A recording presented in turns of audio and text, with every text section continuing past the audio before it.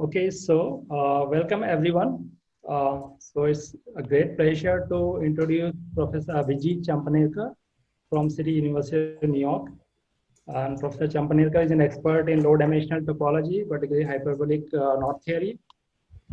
So he's going to give two talks. So title of his talk is Hyperbolic Knot Theory. So over to you, Abhijit.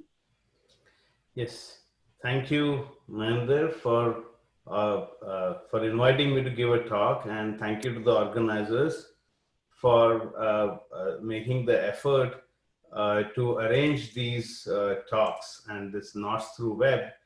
Um, uh, and it's really important that even though we are going through this very exceptional situation, that we keep in touch with mathematics and keep doing our conference activities. Now, I'm not able to see many of you, so it's a little bit frustrating. But maybe at some point later we can have a question and answer or something. Yeah. So we will have question answer session at the end, and of course, if somebody want to ask, they can raise their hand, and then we can address the question. Yeah. So maybe let me start the so you will kind of let me know if someone has a question. Yes. Yeah. All right. So I'm going to talk about hyperbolic knot theory, and this is a series of 2 lectures, and the plan of the talks. So in talk 1, that is today, we'll go over a little bit of hyperbolic geometry.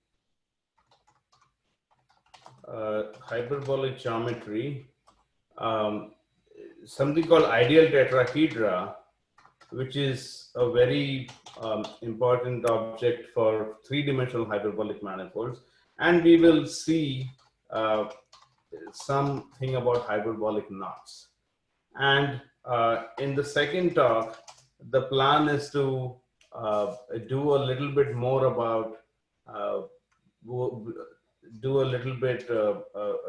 more about hyperbolic 3 manifolds, so ideal triangulations, examples of how hyperbolic invariants are computed. And now, if I get some time, I may also like to talk about some computational program called Snappy. And if I get time, I want to talk about hyperbolic virtual knots, but I do not know if I'll get time for that. So that is the plan of the talks. And so let me start off with okay, so now let me switch and start writing. So the starting point here is to talk about 3-dimensional geometries. Sorry, 2-dimensional geometries. So first is geometries.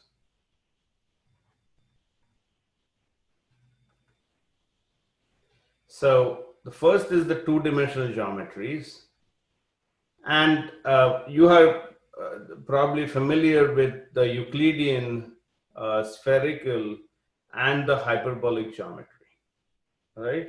And so the hyperbolic geometry is a very important geometry for historical reasons. So this is your hyperbolic geometry. And why is it so important for historical reasons? That has something to do with, let me see if I can, the parallel postulate, right? So you have Euclid's postulate. Is everyone able to, is this clear? Maybe I should. Yeah, we can see it. Yes. So the parallel postulate of Euclid, which is this long statement, but there is a nicer equivalent statement, which is given as what we call, what is known as the Playfair's axiom. It says that if you are in a plane, then any given a line and a point outside it, there can be only one, at most one line parallel to it. And this is the geometers for 2000 years tried to prove this using the first four of Euclid axioms. And so this parallel postulate is not natural enough, and for 2000 years mathematicians tried to prove this. So 2000-year-old geometry problem. And what was it solved because of? It was solved because of hyperbolic geometry. So the hyperbolic geometry,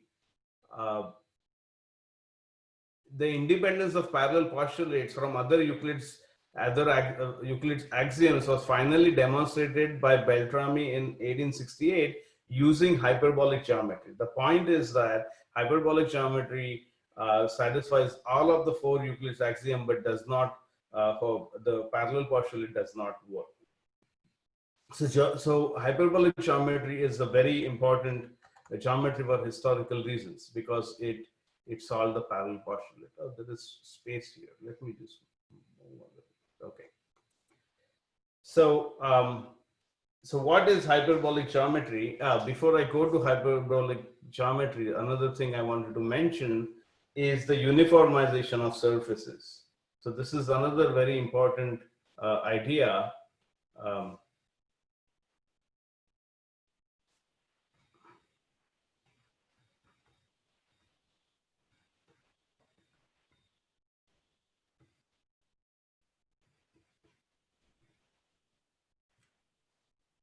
So what we have is, we have you have some surface, and we all know the topological classification of surfaces. Let's just be with closed surfaces. So you have either a closed orientable surface of genus G, or a closed orientable surface, a non-orientable surface of genus G. So closed orientable surface of genus G, or same thing, non-orientable surface. And what happens is that not only is it topologically, you can classify them, you can actually also put geometry on them. And what the uniformization theorem says is that such a surface actually has geometry. So you have S is a surface. So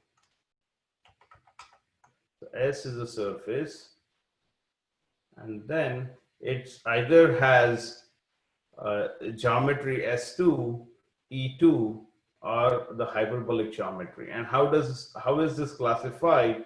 This is classified by the Euler characteristic. So if you look at the Euler characteristic of it, then if it is positive, it has the spherical geometry, and an example of it is basically your RP2, the projective plane. If your Euler characteristic is equal to 0, then you have the torus or the Klein bottle. And if your Euler characteristic is negative, then basically it is hyperbolic. So most of the surfaces are hyperbolic. So most surfaces are hyperbolic.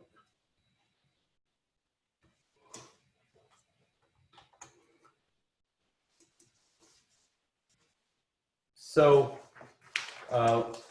we want to mimic this for 3 dimensions, and we have geometries in 3 dimensions. So in the 3rd dimension, you have 8 geometries. You have 8 geometries.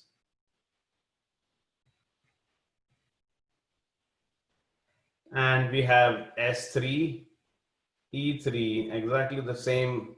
They're all homogeneous geometries, but these are much more what is called isotropic. And then there are the products. the product geometries look like this.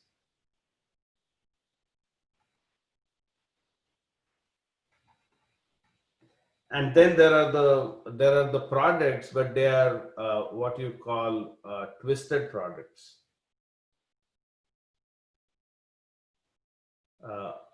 So when you can twist, you can do it in two ways. Now I've written it like this because there is some kind of classification. These are products. Then there are twisted products. These are twisted products, and so on.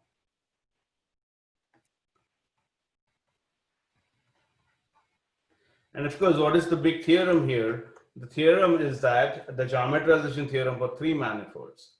The geometrization theorem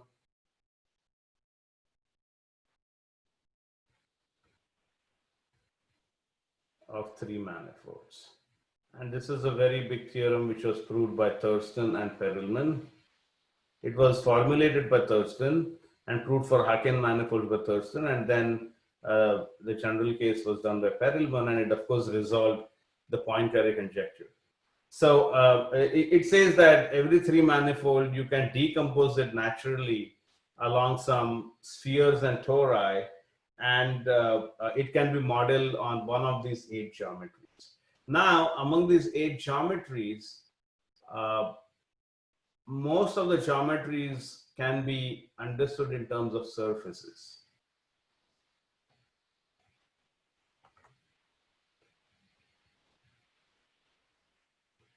These geometries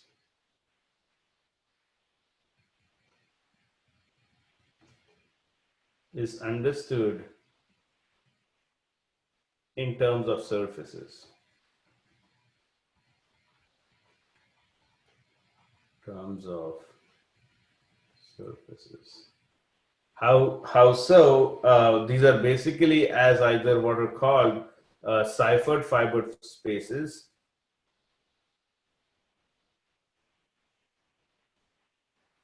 Fiber spaces. Or as the torus bundles or semi-bundles.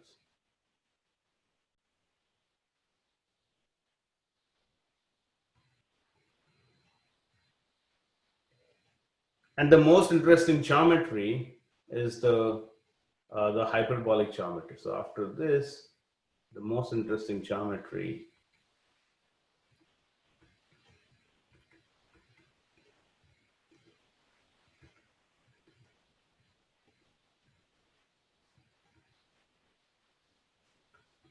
is H3.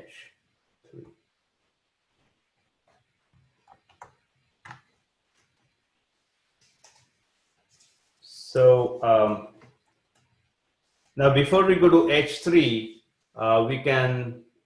we'll just see a little bit of H2. Okay, so let me just say some very quick things about hyperbolic plane. Hyperbolic plane H2. And you may have seen the hyperbolic plane in art. For example, there's the famous drawings of Escher, which you may remember seeing. These are all on the hyperbolic plane. There is also this one. These are different models of hyperbolic plane. I'll just say that in a minute. There is also this very nice model of a hyperbolic crochet. So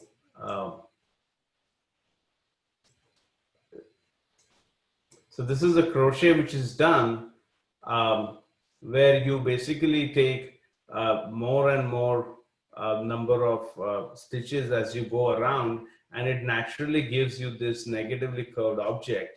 Of course, these are all approximations, but this looks like kale. If you this the leafy vegetable kale, and somehow it is the result of this lot of curvature, negative curvature. So these are the pictures which you have already seen. But what really is the hyperbolic plane? There are different models of the hyperbolic plane. So your hyperbolic plane here, this is called the upper half plane model.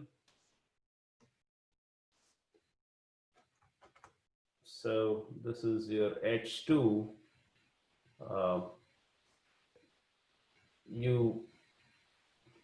You have this as y is greater than 0. So this is the upper half plane. Upper half plane. And what are these lines? These are basically the straight lines. So your straight lines or geodesics, these are basically vertical half lines or half circles centered on the x-axis. So these are vertical half lines.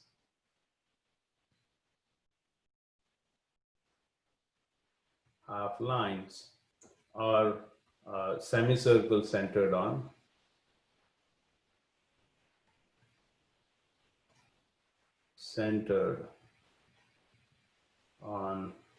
x-axis. Now you can right away see why Euclid's fifth postulate does not work. Here is a line L, and here is a point outside it, and you can see there are two straight lines here which do not which are parallel to L. So that's, you can see there are actually infinitely many of them, but you can see why the parallel postulate does not work. So right away you can see this. The isometry group,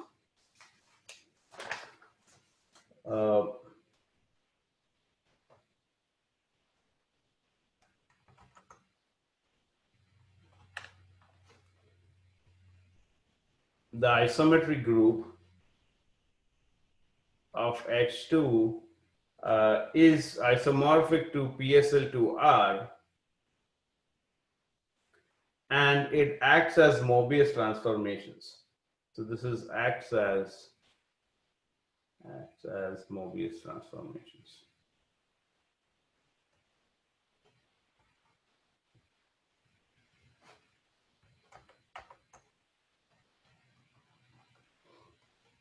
So you can think of this as AZ plus B divided by CZ plus D, and your ABCD is in R.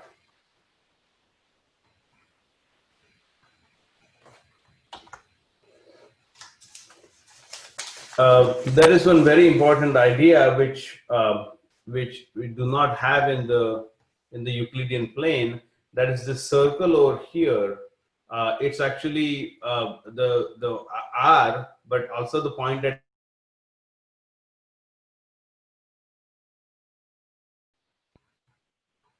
and this is actually your R union infinity.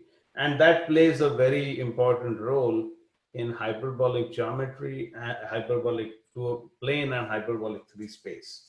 There is also another very important idea, which is that of, just 1 minute.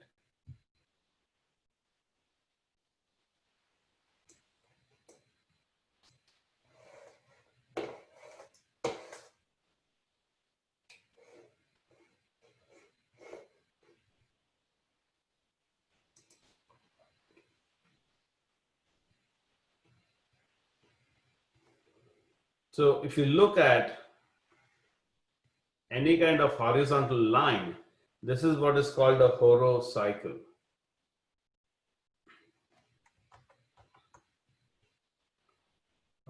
This is a horocycle. And there is a metric here which I did not write about, but there is a metric which looks something like this. There is a metric. Maybe I should just write the metric here.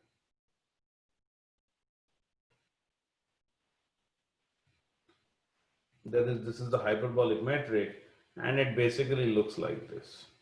So it's your standard Euclidean metric, except that you have to divide by the square of the height, right? And so if you fix height, everything at a certain height is basically Euclidean. So this line actually has a Euclidean metric, line, of course. So it has a Euclidean metric. And this is called a horocycle at infinity. But you have something similar for anything at so you have something similar, which are circles which are going to be this. So this is also a horocycle. So this is also an horocycle. Yeah. Again, it has a Euclidean metric. So these are some of the features of. So this will be and C at infinity. This will be a horocycle. Say if this point is x, you say this is a horocycle centered at x. These are some features. There are many other things. For example, the area of triangles is less than pi. So that is one of the nice features. If you say, for example, take a triangle here. Let me see if I can write a triangle. I will see a triangle already. So let me see if I can. Yeah. So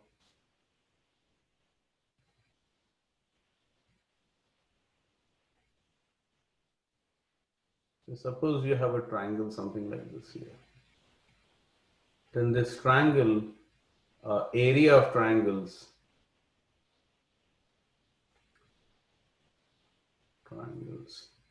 is less than pi.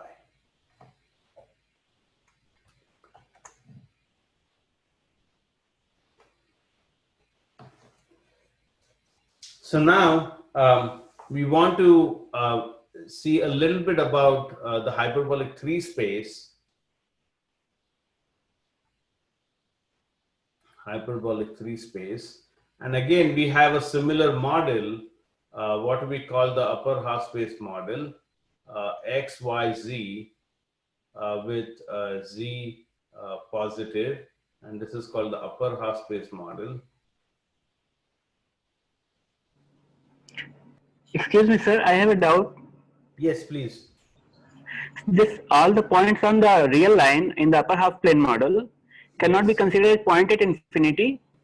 They're all points at infinity. Yes, there is in fact a circle worth of points at infinity. So this Cx can also be that circle you draw. It can also be considered C infinity, right? Cx is a circle which is made up of points. Most of the points are in the hyperbolic plane except the point x, which is on the real line. And which is the center of this circle also. The center of the circle with respect to the hyperbolic metric. There is a Euclidean center, but there is no center. Yeah, hyperbolic of the center is this x. Yeah. Hyperbolic center, but the distance is kind of infinite. The radius is infinite. The way we get this circle is if you take an actual circle in the hyperbolic metric, and now you take that point and you start pushing the point to a point at infinity, then this is what you will get. Yeah, so this Cx and this C infinity that you draw mention for this straight line. Yes. So this has a specific infinity, and this is, I think, some different infinity that is lying on the real line. No, this infinity is this. You can take. Okay, good question. Let me just. I was just going to say this. The hyperbolic plane has different models.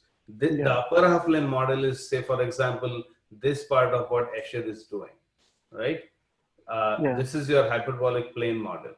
There is also a model called the Poincare disk model, which is what this picture is in. And on this model, your horocycle is just a cycle which is just a circle which is tangent to the circle at infinity. That's all. So this is your circle at infinity right here, as you can see it. It just depends on what model you are looking at. So the way one-point compactification of R is a circle, this is exactly what the circle at infinity is. They are not points on the hyperbolic space, but they're points at infinity. But there is some metric which you can get on this circle coming from the hyperbolic metric. Does that answer your question? I am not sure. Yes, sir. Yes. Yeah. Okay. Thank you. And so we have, oh wait, I should, let me just not call this Z because it will create a problem later. Let me call this T. And so again, as before, we have the upper half plane model.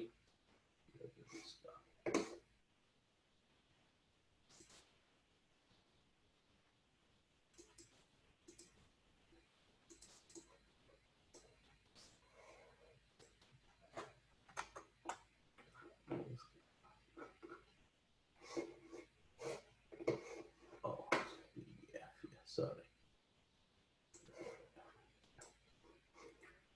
So here is a picture of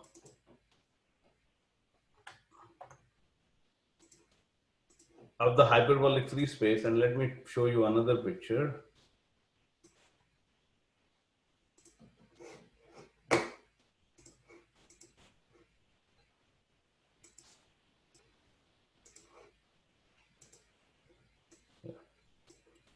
So what you see in this picture is, first of all, these are hyperbolic planes.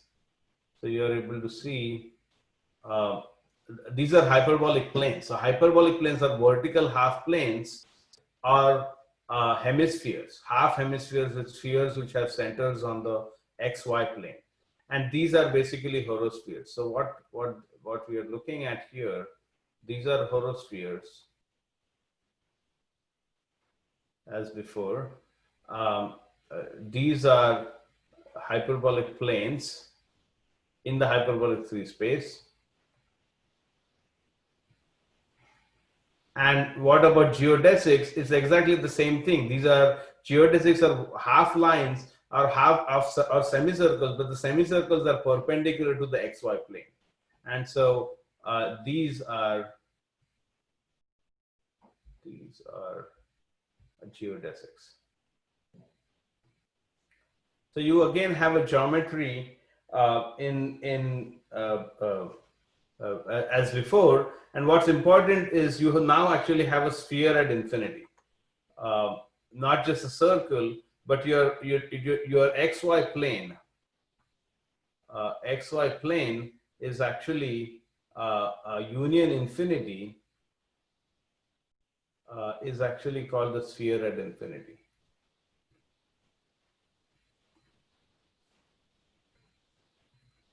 And this is very important. You can see the blue lines here. They're all lying on the sphere at infinity. So this is usually denoted as the complex numbers. That's why I wanted to use Z for complex numbers. And it's the Riemann sphere. So these lines, for example, are lying, these blue lines are actually lying on, these are on C union infinity.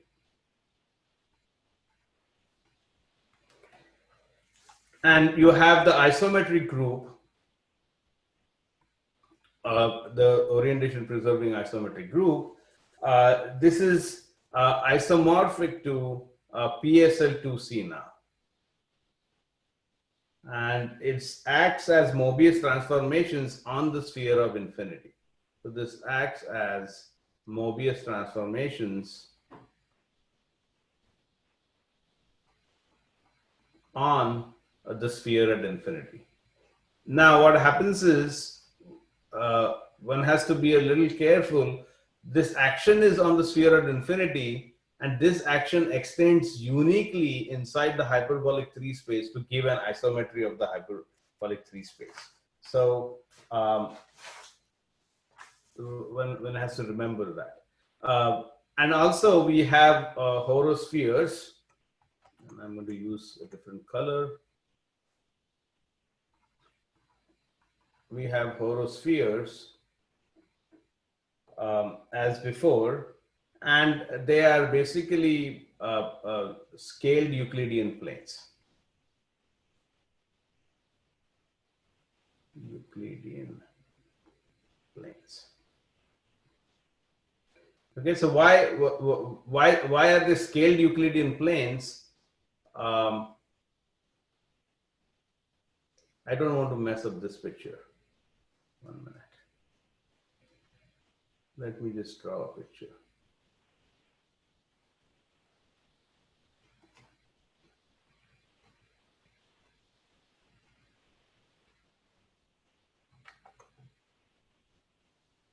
If you think of this part,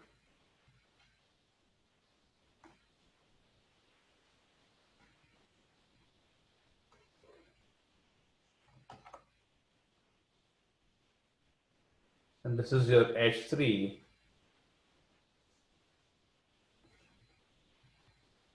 then you have a plane which is like this. This is the horizontal plane at height some t, right? So this height is at some t.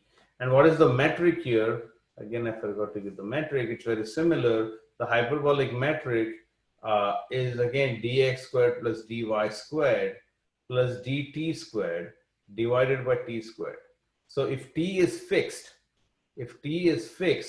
then this horizontal plane has a Euclidean metric, but a scaled Euclidean metric, right? So this has a scaled Euclidean metric. So this is what it looks like, right? This is this plane right here. And this is basically a horosphere. And now you would say this is a horosphere centered at infinity. And now you can have the same thing, which is some centered at some finite point. I would not say X, yeah. So the same idea here, and this plays a very important role. So our next, any questions before we go on to the next object? We are going to talk about ideal tetrahedra.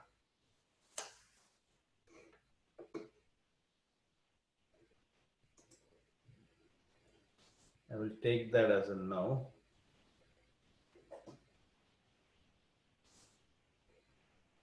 Okay.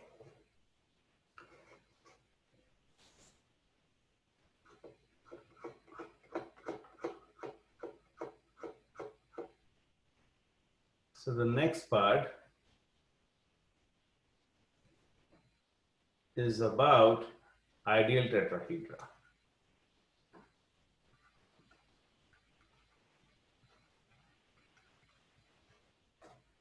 So what do ideal tetrahedra look like? What are they? They are basically geodesic tetrahedra. But there is one difference. So these are geodesic hyperbolic tetrahedra with all vertices are at infinity. With all vertices on the sphere at infinity. So what do they look like? Say if you change the model to if you change your model to the Poincaré ball model, that is what it looks like in a Poincaré ball model. And what we are interested in how these things will be parametrized. So you have these vertices are all on C union infinity. That means that these are basically 4 points. So your vertices are some complex numbers z1, z2, z3, z4, and you can have a very nice quantity associated to 4 complex numbers. It is called the cross ratio. So you have your cross ratio z1, z2, z3, z4, and this is an invariant of the ideal tetrahedra. It's very, very nice that you have a this very nice and simple algebraic quantity is actually a geometric invariant. one has to qualify that statement a little bit, but I'm just going to leave it without any more qualifications. So this cross ratio, so you have some ideal tetrahedron with vertices on C infinity, and say, let me call this delta, this cross ratio is a geometric invariant of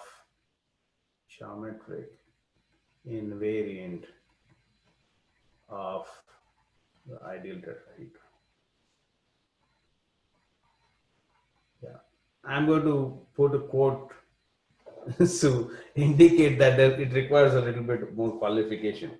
And so there are some details, but let us not get into the details. Let me just show you how this thing works simply. There is a unique isometry or unique Mobius transformation which will send an ordered 4 tuple to a uniquely to these points. And what happens is that, well, Z happens to be the cross ratio of these 4 points. That is how it actually comes out if you start writing the Mobius transformation. And so once we do that, what is this? What is this guy here? Let me try to draw.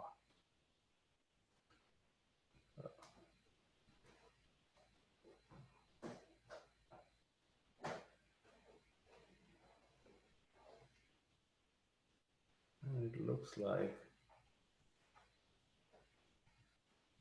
let's see.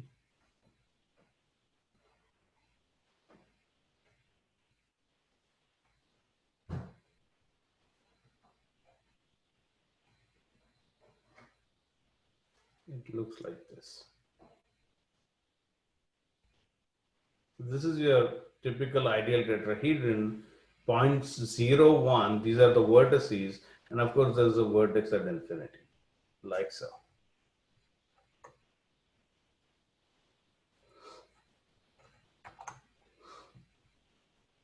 Right? And so any tetrahedron can be put into this form using an isometry. So this is some kind of, this is some Mobius transform.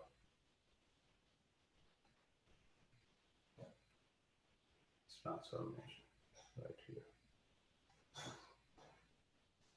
And so what happens is that you can, if you look at this, what's going on over here, there is this vertex over here, Z, and you can associate this number Z to this actually edge. So you actually get a parameter for every edge.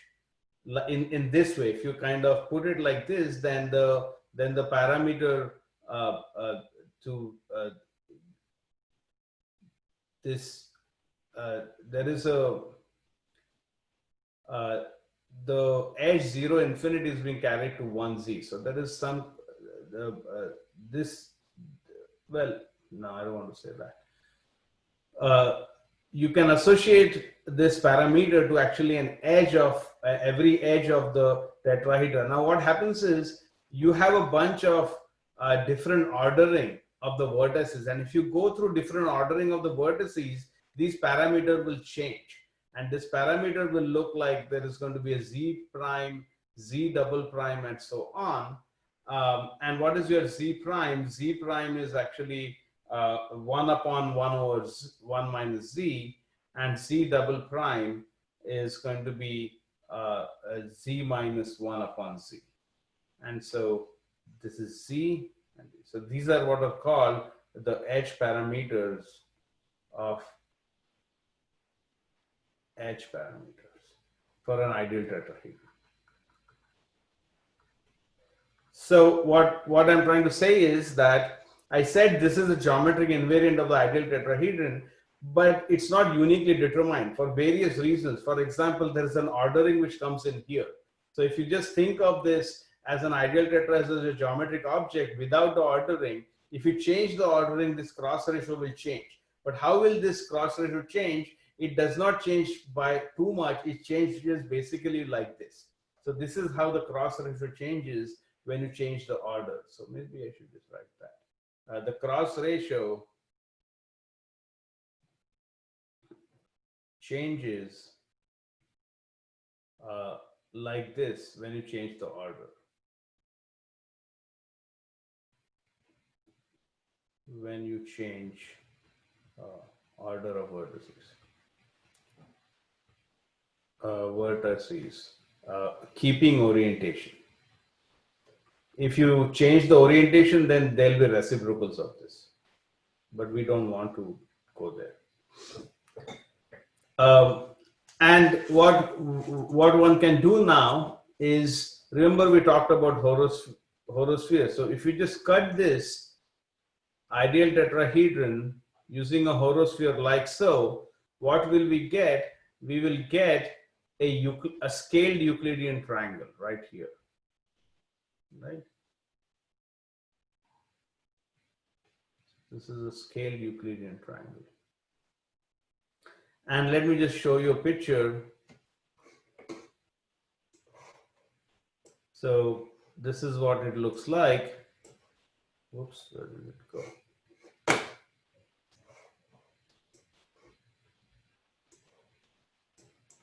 This is what it looks like. You have your ideal tetrahedron with the z parameters for every edge, exactly like this. When you put it, you have for every vertex, you have a triangle, which is Euclidean, and it's a scaled Euclidean triangle. So this is a similarity class of triangles. It looks like 0, 1, z, exactly as before, right? 0, 1, z. This triangle, you can, I don't want to draw it on here. It's really the intersection of the horosphere and the tetrahedron. And opposite edges get the same parameter. So this is what the ideal tetrahedron looks like in the hyperbolic 3 space.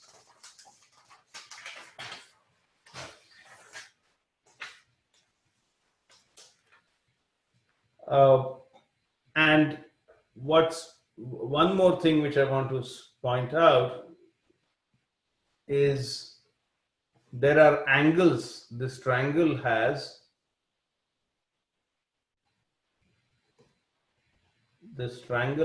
angles. Alpha, beta, gamma. And how do these angles come out? These angles come out as dihedral angles. So there are these dihedral angles, right? This is alpha.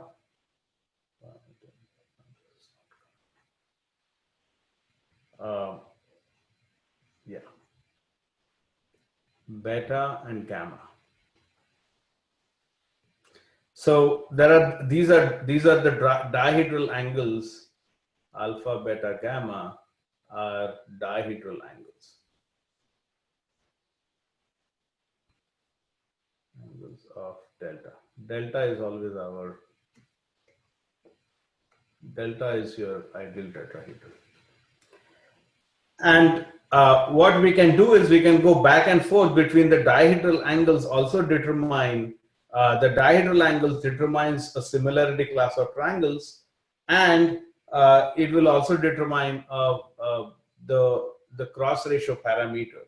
So if you have something like this, then you can write your cross ratio parameter as sine of gamma divided by sine of beta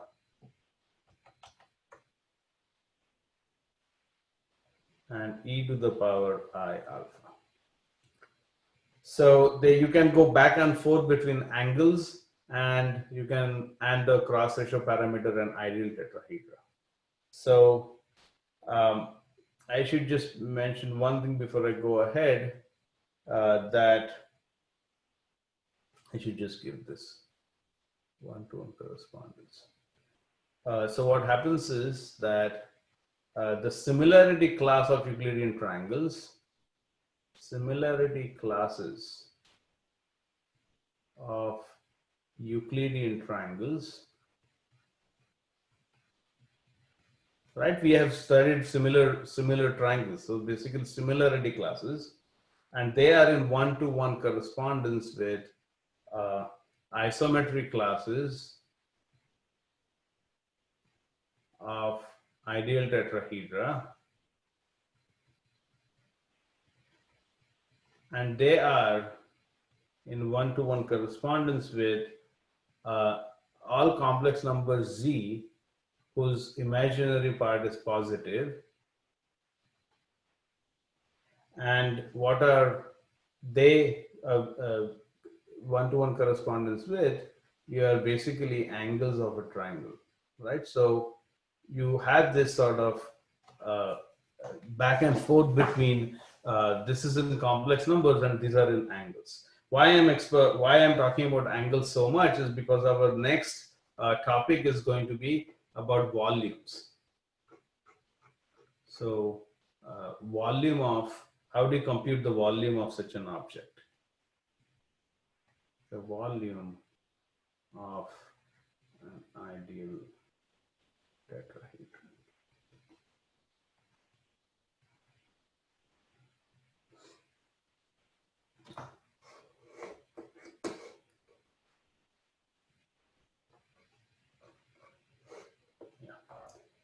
So we have the famous Lobachevsky function.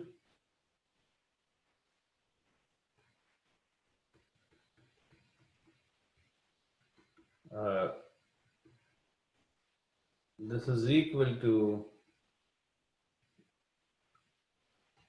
log of, and it has a lot, many nice properties here.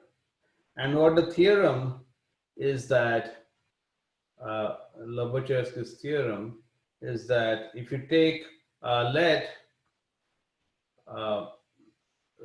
T alpha beta gamma be the ideal tetrahedron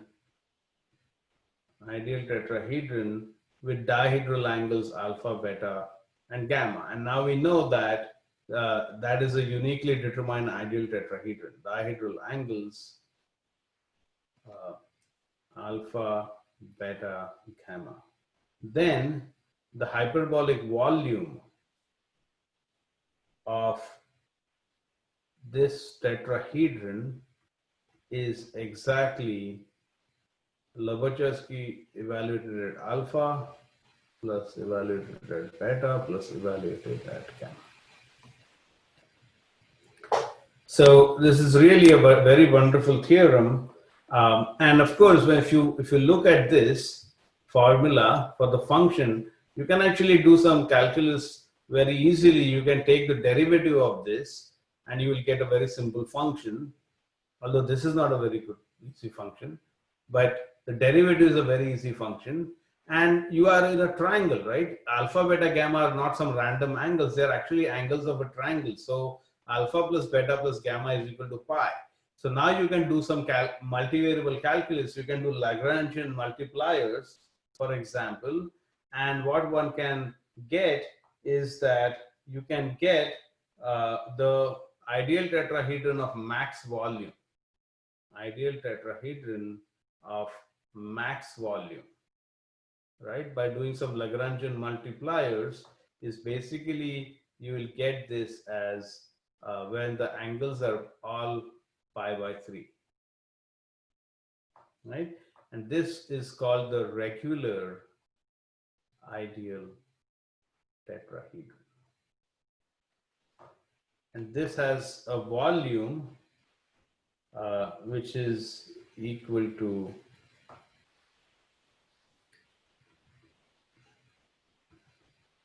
and this is approximately equal to 1.0149.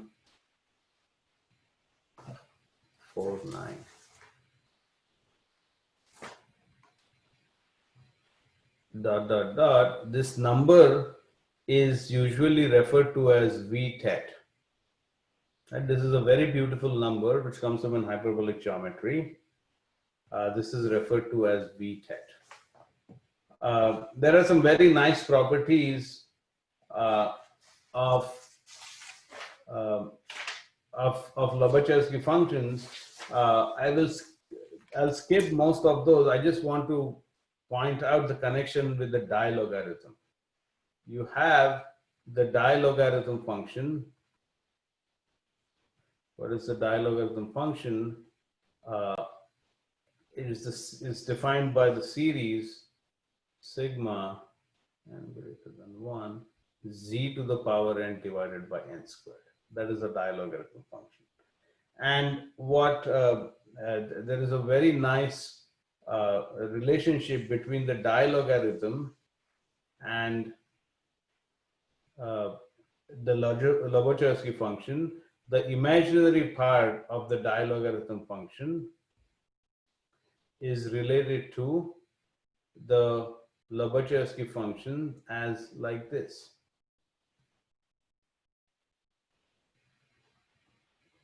Arg of z prime, what we had before, plus arg of z double prime.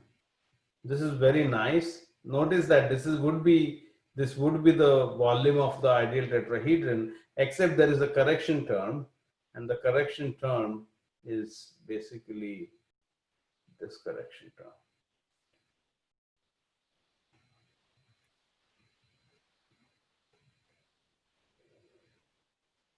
And so what happens is that if you just bring this over to this side, you get the volume of an ideal tetrahedron. So what that is now called as the Bloch-Wigner Dilogarithm function is basically this function.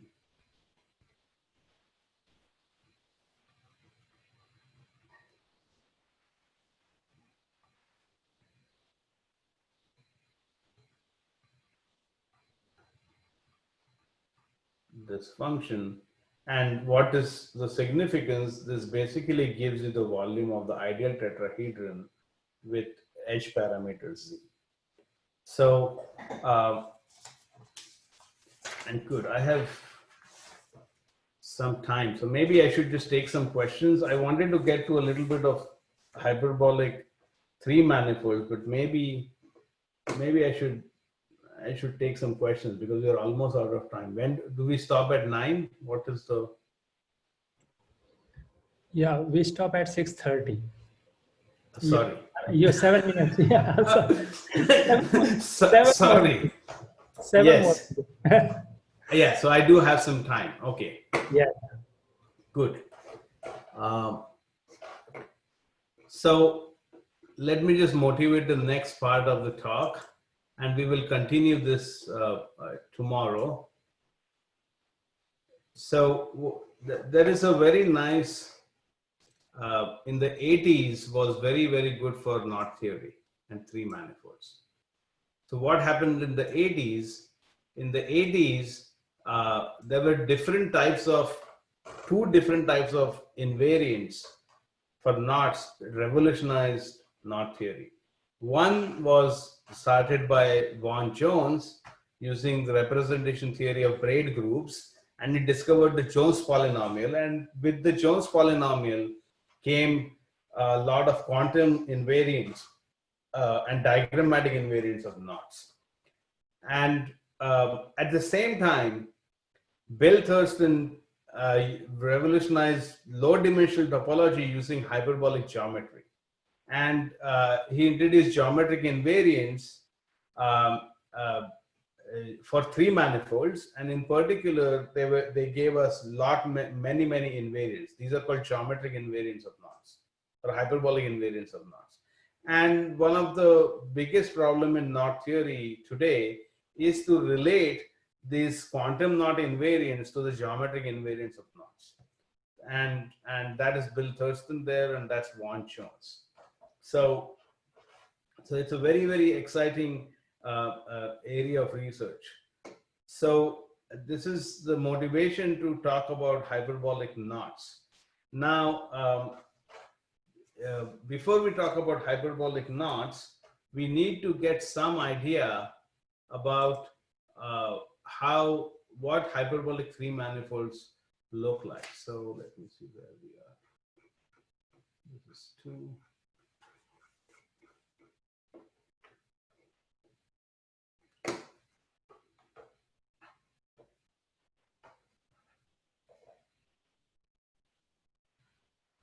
Third part is hyperbolic 3 manifolds, right? So what's a hyperbolic 3 manifold? So when I say a hyperbolic 3 manifolds, I really mean always orientable and finite volume manifolds. So M is always a finite volume, complete orientable hyperbolic 3 manifold. This is what I would always mean, but I'll tell you what all of these things mean. What does it mean to say M is hyperbolic? So M hyperbolic, what it means is there are three ways you can think of it. Is that you take an action of some discrete subgroup of the isometric group, and you quotient not just discrete subgroup, that would be, they may have fixed points, but fixed point, free, and discrete. So you have this is a subset of PSL2C, and this is discrete and torsion free. And the second way to describe this is that there is actually a map from H3 to M. This is a covering map. Plus a local isometry.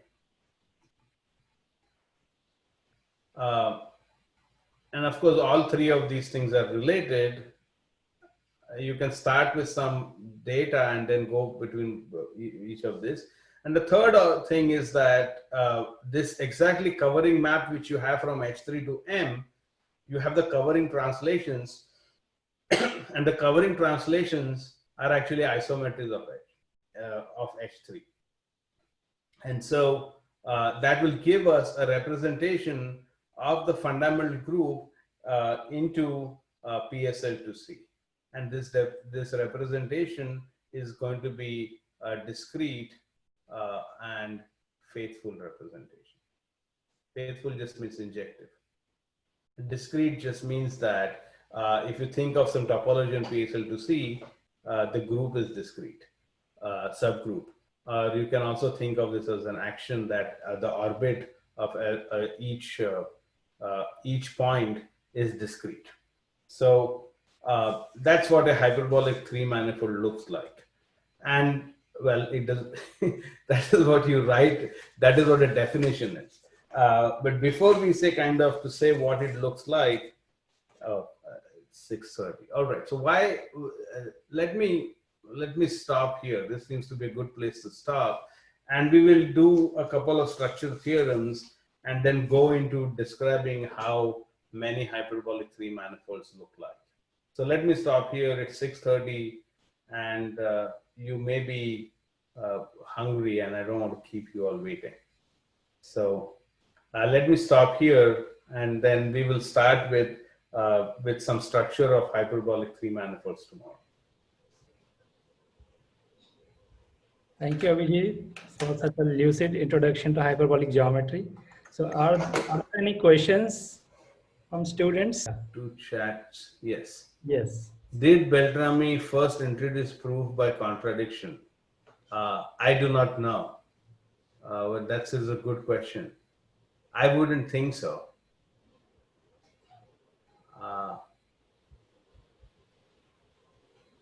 Isn't the proof of square root 2 is irrational by contradiction?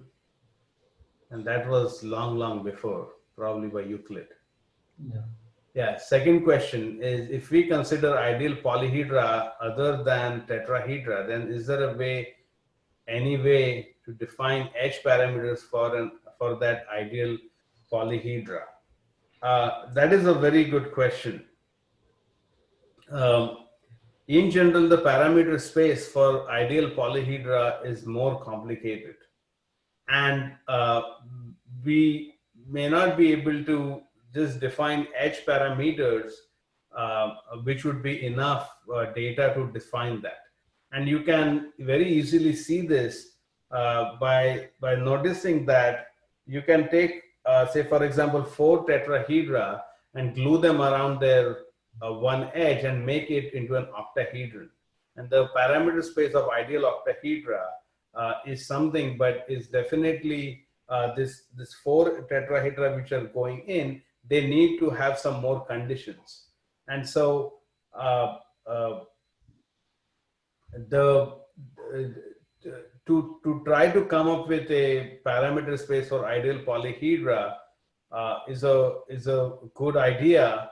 What I should mention is that the dihedral angle point of view there is more useful. And if you look at the dihedral angles instead of edge parameters as complex numbers like we do in ideal tetrahedra, that point of view may be much more useful. There are papers by Igor Rivin which talk about angle structures on ideal polyhedra, and I think that may be a better approach there. Doesn't the shearing parameter approach lift from surfaces?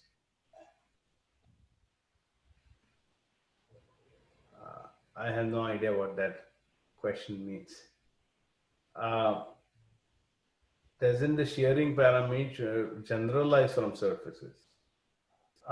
Yes, so you are thinking of ideal triangulation of surfaces, and there is a shearing parameter when you are trying to do ideal triangulation. So ideal triangulations is when you take these actual geometric objects, ideal tetrahedra, and try to glue them together to get some kind of a hyperbolic 3 manifold. So if you glue them together, and you can always glue them together because every face of a ideal tetrahedron is an ideal triangle, right? They're basically 3 points at infinity. It's on a hyperbolic plane, and there is only one isometric class of an ideal triangle because the Mobius transformation group acts on R, is triply transitive.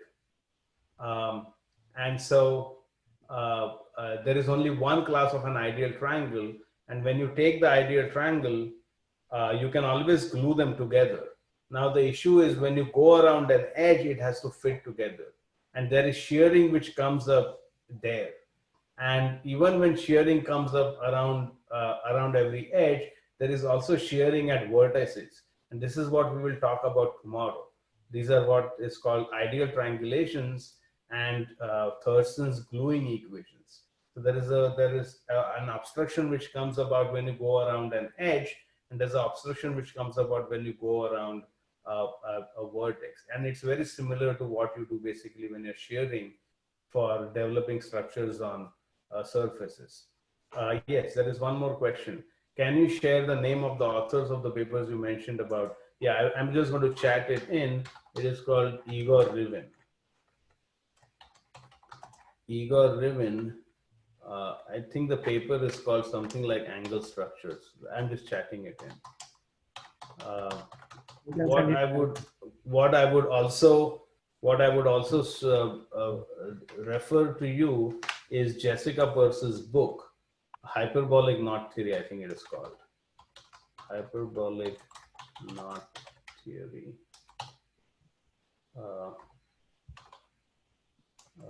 Book by Jessica Peirce, and she actually talks about angle structures, and not just angle structures on tetrahedra, but she talks about angle structures on polyhedra also. So that's very, very well done in that book. I was asking about parameter spaces of ideal polyhedra by gluing tetrahedra.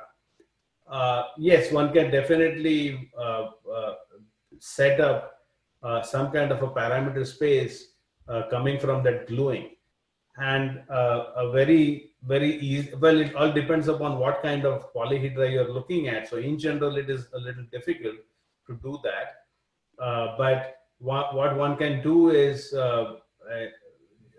take a very simple polyhedra. For example, take a pyramid or a bipyramid and actually see how the hyperbolic tetrahedra glue together around the a bipyramid may be simpler, and look at how the parameters of the tetrahedra go about to give you a parameter space for a bipyramid, for example. So you can take various ideal polyhedra and try to find out. I think octahedra is done by Riven at some point, I think, but Riven does angles rather than ideal tetrahedra. Yeah, the ideal tetrahedra are a little special with this kind of complex numbers which kind of come together. They don't exactly come together for polyhedra. There may be some more papers which are exploring that. Oh, I should point out one more thing. 1 minute. I wanted to show there is a reading list, and I think you probably have already seen this reading page.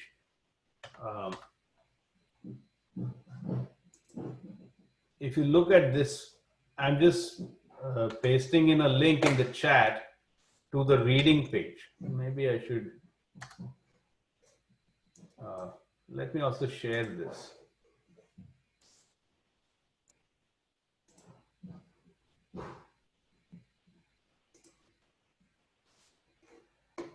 There. So you can see there is a further reading in hyperbolic knots and three manifolds. And there are expository articles, really excellent expository articles. There are very nice notes. Many of these things you can find online. And there are books. So this is the book I was referring to, Hyperbolic Knot Theory by Jessica Purcell. And there are some computational tools which we will talk about tomorrow. So you see there is this URL. Yeah.